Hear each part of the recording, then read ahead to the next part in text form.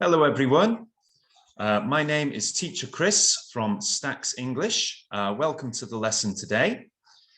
So let's get straight into it because we've got a lot to cover. Today we're going to be learning about IELTS reading, hints and practice. So first of all, before we begin, this is a free lesson to help you improve your IELTS reading scores. If you want to support us, you can do so by signing up for the Stacks English $1 IELTS reading and listening online course. That's the equivalent of about 23,000 Vietnam dong, and the link is here, and I will make sure that it's available to you. You can like us on Facebook to help support us further, or you can download our free English Games app for Android. The link is down here. Now, let's begin.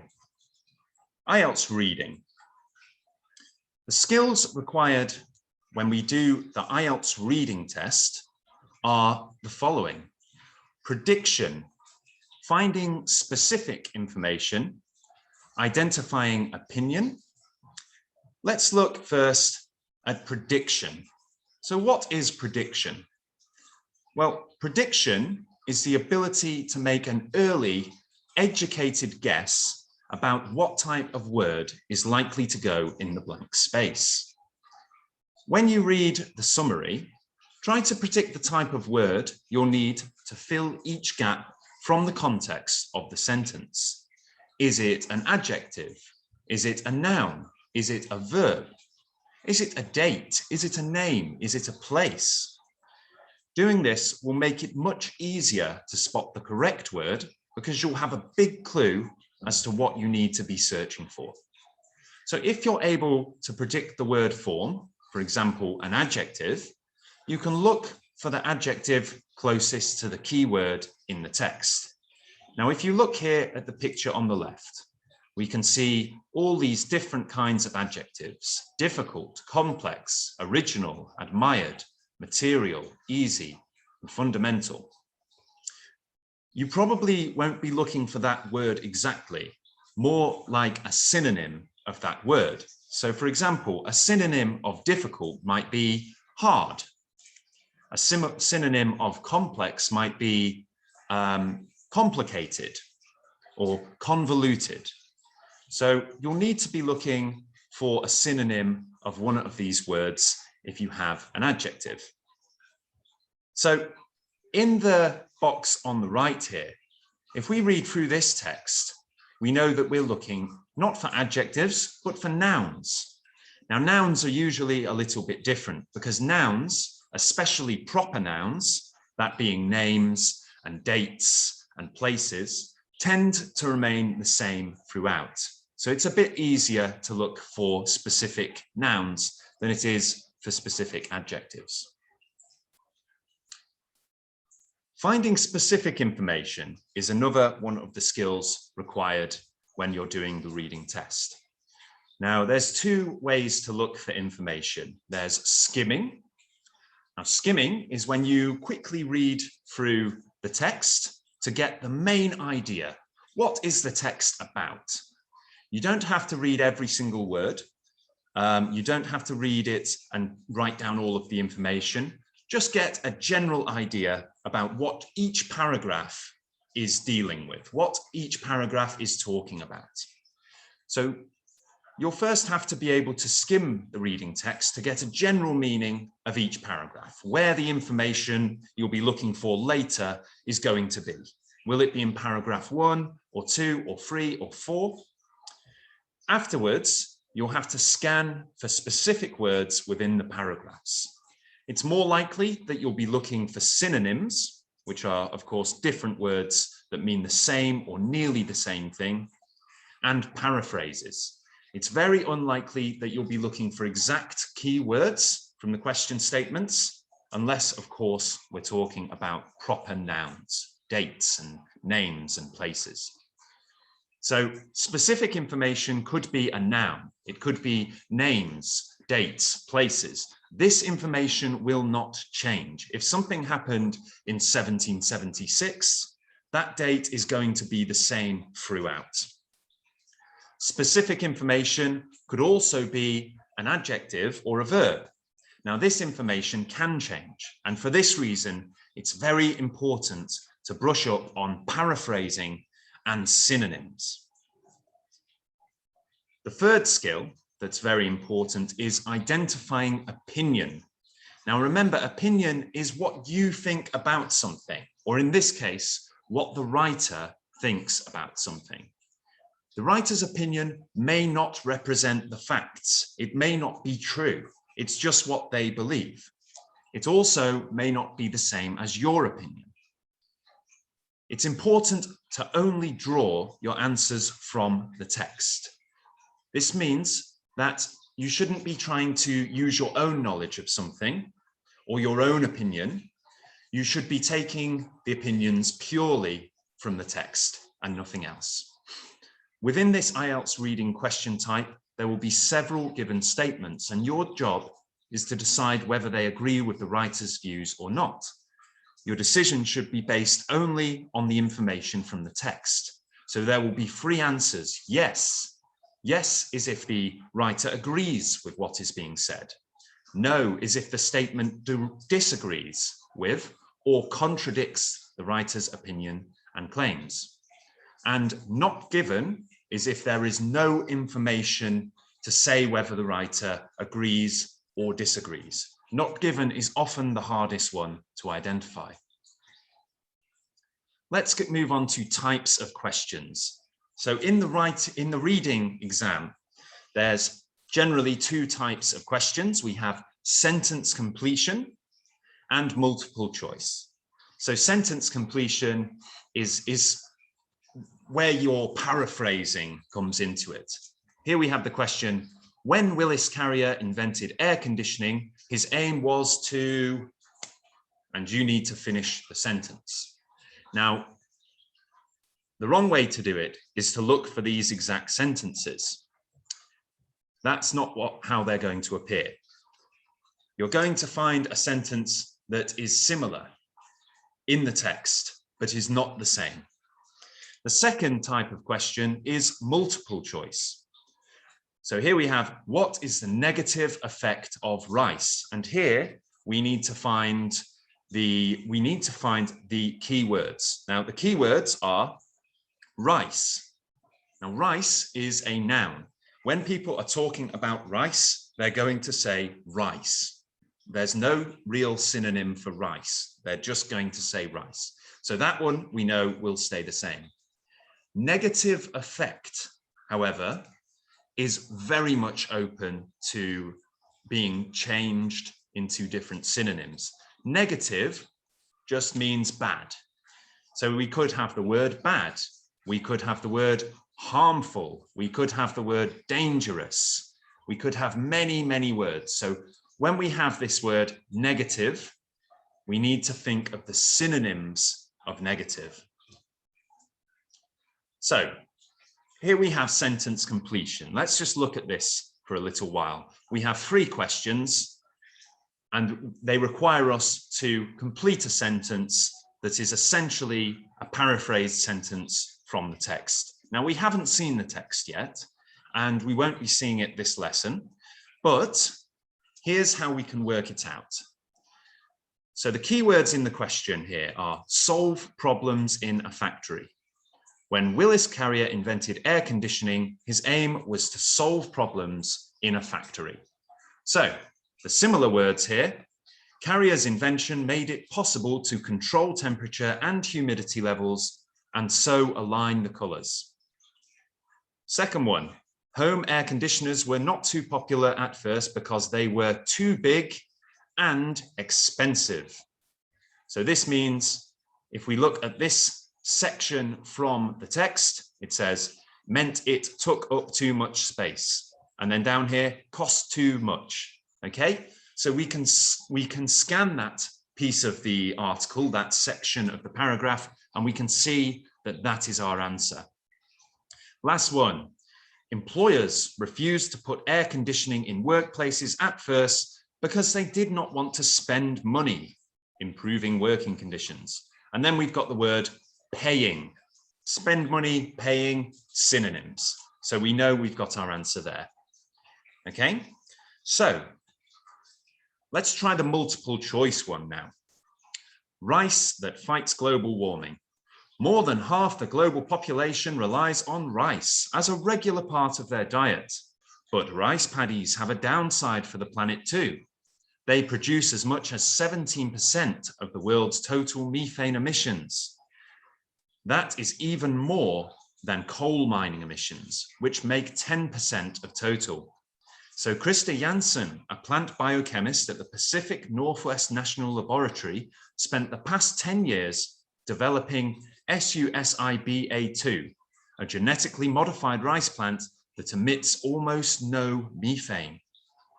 What is the negative effect of rice? Again, we need to look at negative effect. So, it is a regular part of more than half the world's population diet. It doesn't say anything negative in there. Rice paddies emit more methane than the coal mining industry. That's definitely a negative. Its plantations produce 17% of the world's total methane emissions. That can be perceived as a negative too. And rice has genetically modified sort SUSIBA2, which is harmful for health. Well, that's not really said. So let's have a look at all the answers and consider, let's break them down a little bit. So answer A gives us true, but completely opposite information from what we're looking for. The first sentence tells us that more than half the global population relies on rice as a regular part of their diet. That's not a bad thing. That just means that lots of people eat it. Answer B also gives us true information, but it's not what you're asked about. Look at the third sentence, which contains the information that answer B uses. That is even more than coal mining emissions, which make 10% of total. The sentence is only used to highlight the negative effect, not to state it. Answer C, however, has a negative effect. So we have here, but rice paddies have a downside for the planet too.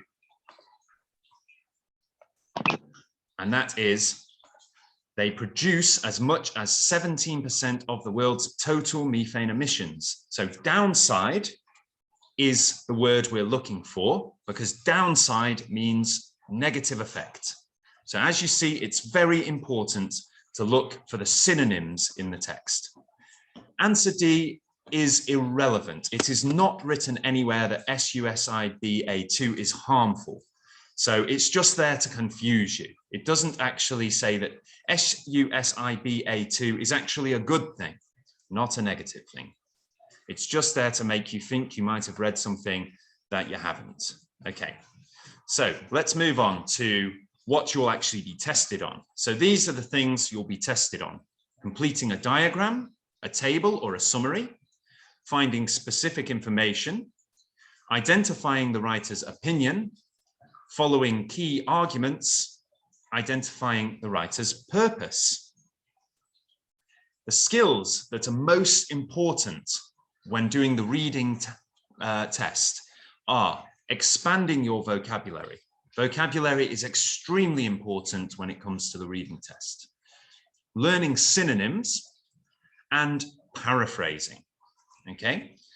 Now there's a right way and a wrong way to do all of this. So I'm going to go through some of the tips that will help you study for the reading test and take the reading test and be successful with it. So first of all, don't expect to understand every word. Now, whilst it's very important to expand your vocabulary base, and I will teach you how to do this in the most effective way shortly, remember that the most common 100 words in the English language make up 50% of the language. The most common 1,000 words make up 99% of the language we use in written and spoken English. So that means if you know 1,000 words, the most common 1,000, you know most of the language that you will hear or see. Now there are somewhere between 300,000 to 1 million words in the English language, and most of them are very rarely used. Some of them are considered archaic and are no longer used at all. You are definitely not expected to know all of them. Even a native speaker like myself is expected to know about 20,000 to 30,000 words. Again, only 1,000 of which they will use commonly. So you can make an educated guess at the meaning of a word based on its context. Okay. Second tip, practice reading, not tricks. Now, in my long and varied experience as an IELTS teacher, I have found far too much emphasis is placed on teaching people tricks to fool an IELTS examiner. Just be aware that IELTS examiners know when you do not understand a word, whether that's in the reading, the speaking, the listening, the writing test. They cannot be tricked easily. So please don't focus so much on guesswork. Don't focus on using buzzwords that sound clever, but you don't understand. And don't focus on silly little things like speed reading and so on and so on. The only trick really to succeeding at the reading test is just to read more. The more English you consume, whether by reading or by watching videos, listening to podcasts, speaking, playing English games, putting on English subtitles when you watch TV or YouTube, or even just turning your phone into an English setting, all of it will help. And the more English you consume, the more you will be able to produce. Next tip, read the instructions very carefully. Now, it's amazing how many students I've seen losing points just because they didn't read the instructions properly. And it's a real shame because for the sake of putting in an extra word, they've lost the mark that they should really have got right. One word means one word. 2 words and a number means 2 words and a number. Do not write anything less or anything extra. Here's an example. The sentence 32 cars is 1 word and a number. Okay, so even though it might look like 3 words, it's 1 word and a number. Okay, 32 is the number, cars is the word. Do not panic. Now, this applies not just to the reading test, it also applies very much to the speaking test too. Don't waste time on one question. If you're really struggling and you get this kind of brain freeze, just move on to the next question and come back to it later. You will feel a lot less stressed and better able to think clearly if you get some of the answers correct and return to the difficult ones later. Do not freeze up. Do not worry so much about it. Move on and come back to it later. Now, practicing vocabulary, synonyms, and paraphrasing is absolutely the best thing you can do to improve your reading skills. So, first of all, read a text in English. Note down the words that you do not understand. After you've read the text, try to say the words aloud. Look up how they're supposed to be said. Look up the words in a dictionary. Find out the definition. Find some synonyms for the words. Add some words to your vocabulary by finding synonyms. Use the words in a sentence of your own. So this is very easy. You can just go to Google and you can put use word in a sentence and it will bring up several sentences where that word can be used properly. Try to write one down on your own and see if it makes sense. Take the original sentence that you saw with that word in it and try to paraphrase it. See if you can reinterpret that with a synonym or in some other way. And of course, one thing that's very neglected, review the words regularly to reinforce your knowledge. Go back and reuse your words. Write them down, say them out loud, try to use them in sentences, try to use them when you speak to your friends or to other English speakers. And one other thing I'll add in there is look up something called the etymology of the word. The etymology of a word is where the word comes from. And what that does sometimes is it shows you how different words work. So if you have something like, if you have a word like pan, which means everything, and you have a word like phobia, which means fear, then panphobia means fear of everything. But you could also take the beginning and end of that word and apply it to other words. So you could take something like pan and European, pan-European, all of Europe, okay? Or you could take the word phobia and you could apply it to the word bow, meaning cow, boaphobia, fear of cows. And looking up the etymology can help you to learn all sorts of different words. You might be able to see a word you've never seen before and already know what it means. Timing is very important, okay? Try to do each section in 20 minutes. Give it 16 to 17 minutes to read and answer the question and 3 to 4 minutes to check your answers. Don't be in a rush to move to the next section straight away. Take the time to review your answers. And next, don't rely on your own knowledge to answer the text. Now, a student I had once was an engineer. He was a very, very, very clever man. And as pure luck had it, when he did his reading test, it had some questions about engineering. Because he already knew so much about engineering, he ignored parts of the text and he didn't answer them correctly. Remember, we're drawing on what you read in the text, not your own personal knowledge and not your opinion. So text could be opinion-based, and so your personal knowledge of the subject will have no bearing on the answers. Make sure the reading test is testing your ability to read and understand English. It's not testing you on your knowledge of engineering or whatever else the subject matter is about.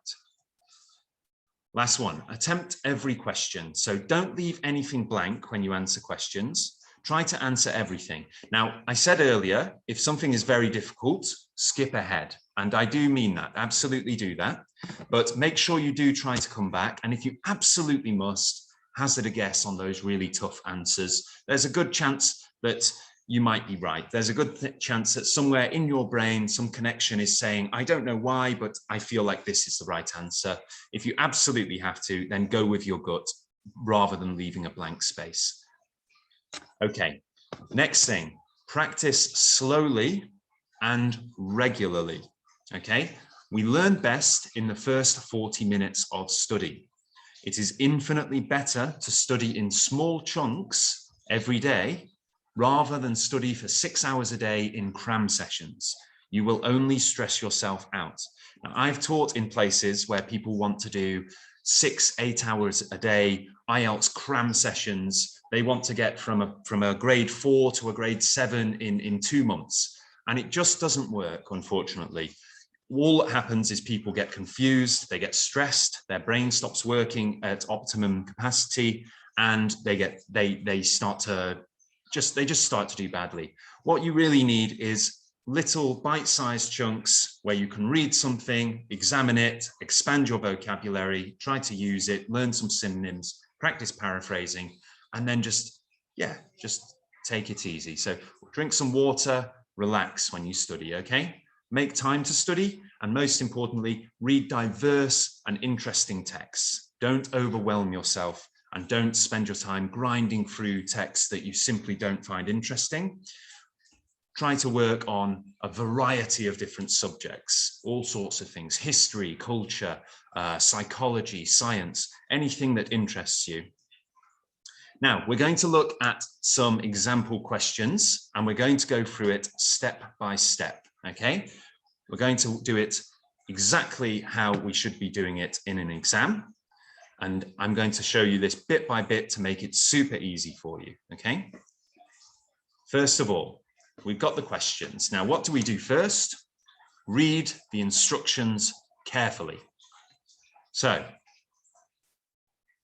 choose no more than 3 words and or a number. So that means we can have 3 words and a number. We could have 2 words and a number. We could have 1 word. We could have 1 word and no number, 2 words and no number, 3 words and no number. Okay, those are the potential answers. It doesn't mean you need 3 words and a number for everything. It's just telling you what you can do. If you have 4 words, then you know it's wrong. Okay, next thing, write your answers in box 1 to 4 on your answer sheet. You'd be surprised how many people put their answers in the wrong place and purely by accident end up losing points. And it's a real shame for the examiner because they know that that student had the right answer. They just happened to put it in the wrong place. So read the instructions very carefully. Second of all, let's read the answers. We know what we're looking for when we read the answers. So first of all, what is the African rhinoceros compared to? Sorry, it should say read the questions, my apologies. What is the African rhinoceros compared to? Which type of rhino fell in number to below 100? What percentage of black rhinos had been illegally killed by 1992? And how have criminals improved their success? So, think about the key words. We've got African rhinoceros. Now that's the name of an animal, so that's not going to change. Which type of rhino fell in number to below 100? Now, when we say 100, we could say 100, 100, or we could have the numbers 100. What percentage of black rhinos had been illegally killed by 1992? So we've got some very important, we've got an important date there, 1992. And we've also got a specific kind of rhino, the black rhino. 4, how have criminals improved their success? So what do we do? Well, first of all, which ones will stay the same? So you've got your names, the names of the animals. You've got the numbers, of course, and you've got the dates. So African rhinoceros will not change. Black rhinos will not change. And 1992 will not change. So which ones may change? Well, we've got compared to. So when we compare something, we look at one thing and we look at something else and we say how they're similar or how they're different. The mouse is bigger than the cat. There we go. We compare the cat to the mouse or the mouse to the cat. Below 100. So again, as I said earlier, that could be expressed with digits 100, or it might say 100, or it might be some other way of expressing it. Illegally, well, that's anything to do with crime, something that is against the law. Then we've got criminals. Again, that's very similar. Something to do with crime, something to do with against the law. And a criminal is a person. So what type of criminality are we talking about? Are they stealing the rhinos? No, they're not thieves. Are they burning the rhinos? No, they're not arsonists. What are they? They're poachers. They're shooting the rhinos. Then we've got the word improved and the word success, all of which, again, they are kind of synonymous again. Improved, success, things getting better, things being done in a better way, even if it's a criminal thing. So look at the potential synonyms and paraphrasing. So compared to, we've got the word like. This is like that. That's the simplest way that you can express a comparison. Or you could say similar to, or looks like. You could also contrast something by saying something is different.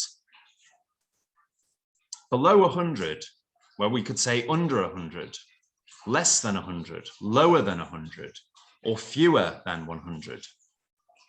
Illegally, you might have words like criminally, against the law, extrajudicially. Then we've got criminals, we've got crime, illegal enterprise. And this word here, poachers. Poachers are people who hunt animals illegally. Improved, we've got helped, gotten better, expanded, grown, and quite similar to success, where we have accomplish, attain, grown, expand, succeed. These are the kind of things we're going to be looking for.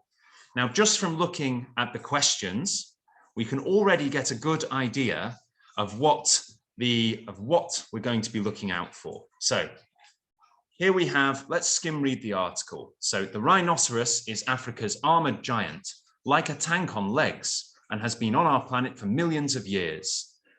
But right now they need our help. Poaching of rhinos for their horns and habitat loss are huge threats to both black and white rhinos. White rhinos, the name doesn't come from their color, but originally a reference to the wide mouths. Now you don't really need that information. Have had mixed fortunes. Sadly, there are no northern white rhinos left in the wild and only a handful in captivity.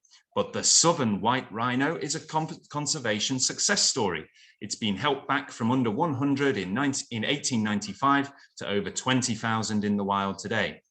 For the black rhino, slightly smaller with a more pointed top lip, the worst period was between 1970 and 1992.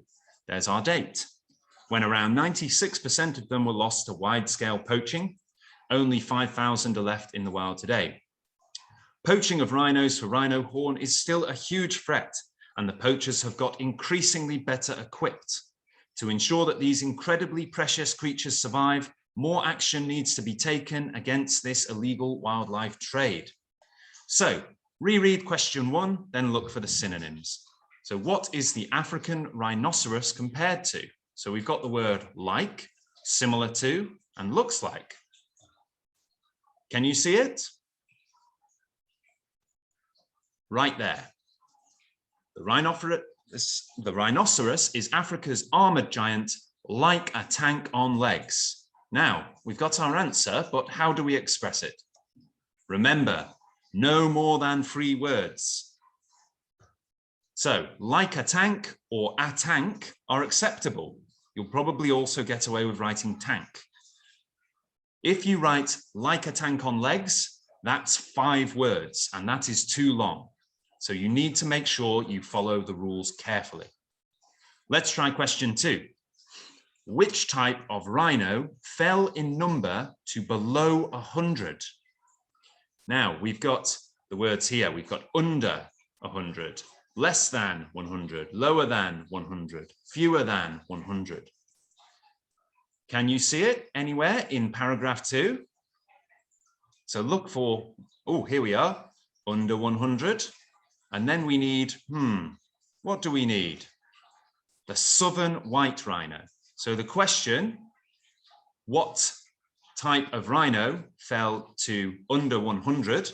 It's the southern white rhino. So again, you can use 3 words. You could say white rhino, or you could say southern white rhino. So let's try question 3 now. What percentage of black rhinos had been illegally killed by 1992? So now we're looking at black rhinos, which doesn't change, and 1992, which doesn't change, and the word illegally, which we're looking for things like criminally, against the law, extrajudicially. And remember, most importantly, we are looking for the black rhino, not the white rhino. Don't make that mistake. So, can you see the answer? There it is. For the black rhino, 96% of them were lost to wide-scale poaching. So there we go. We've got our number. The answer is 96%. Now, question 4. How have the criminals improved their success? So we're looking for words like accomplish, attain, grown, expand, succeed. Can we see anything down at the bottom? We've got the word poaching for criminals and poachers for those criminals. And then we've got this word down here. Increasingly better equipped. So there we go. They've gotten increasingly better equipped. They've gotten better cars and better guns. Okay, now we've got about 5 minutes left. So does anybody have any questions for me? And I will answer them as best I can. Please write your questions in the chat box and I will answer them as best as I can right now.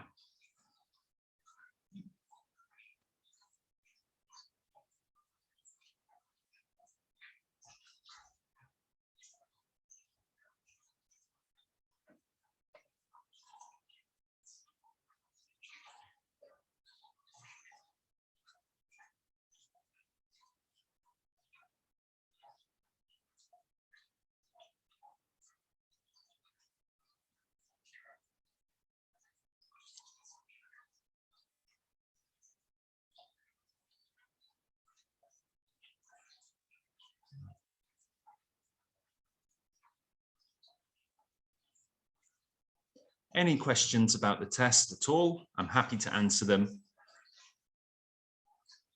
You can just write your question down in the chat box and I will answer it right now as we go through.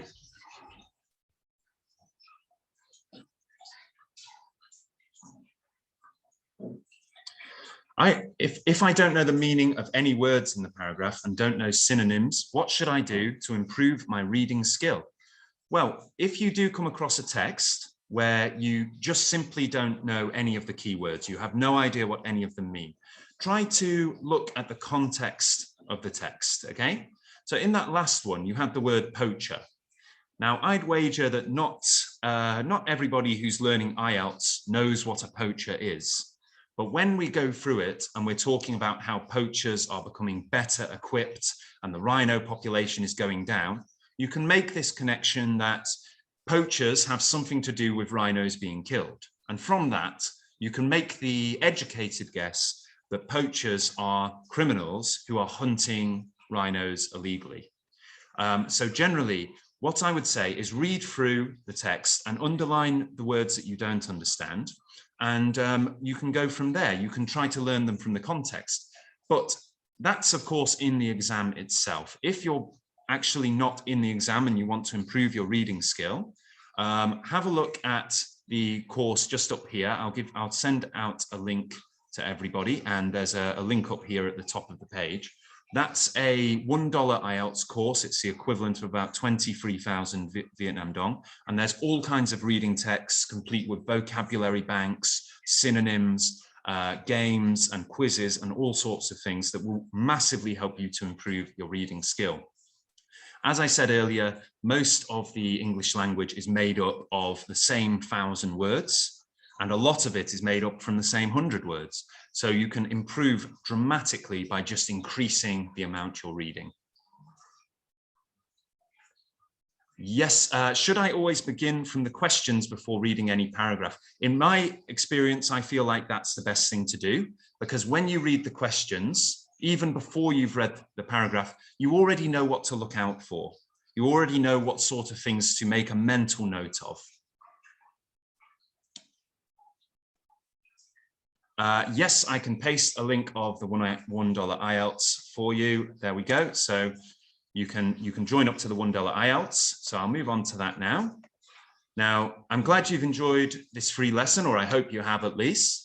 Now, if you would like to improve your reading skills further, you can sign up for the Stacks English $1 IELTS reading and listening course online here. So there's the link to it, which I posted. You can like us on Facebook if you want to help me out a little bit there. That's www.facebook.com/StacksEnglish. And you can download an app that I made personally. It's an English games app for Android. And that link is right there at the bottom as well. Now, I will send out emails to everybody who has attended this lesson, just giving you all of this information. Yeah, please, if you want to repay me, feel free to sign up for the course or give us a like on Facebook or download the Games app. And feel free to send me an email as well if you want some further help or if you have any feedback, okay? Thank you all for attending. Oh, thank you very much, Anne. She's just written, thank you, handsome teacher. I appreciate that. That's very nice compliment. Thank you. All right, I hope you all enjoy the rest of your day. And I will be doing more IELTS classes in the future, okay?